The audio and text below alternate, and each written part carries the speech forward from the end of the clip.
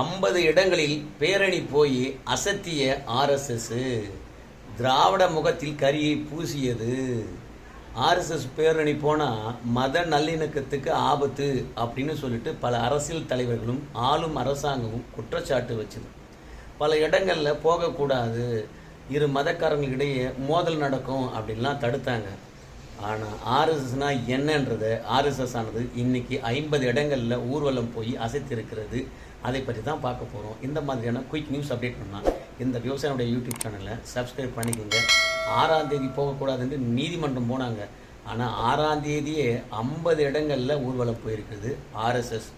எல்லா மாவட்ட தலைநகரங்களிலும் பல ஆயிரக்கணக்கான பேர் ஊர்வலத்தில் கலந்து கொண்டு ஆர்எஸ்எஸ்ல இவ்வளோ பேர் இருக்காங்களா தமிழகத்தில் அப்படின்னு அசந்திருக்குது திராவிட மாடல். அதோட ஆர்எஸ்எஸ் போனால் தமிழகம் அமைதியாக தாண்டா இருக்கும், யாரிடம் வம்பு இழுக்க மாட்டேன்டா என்று சொல்லி கரியும் பூசியிருக்குது.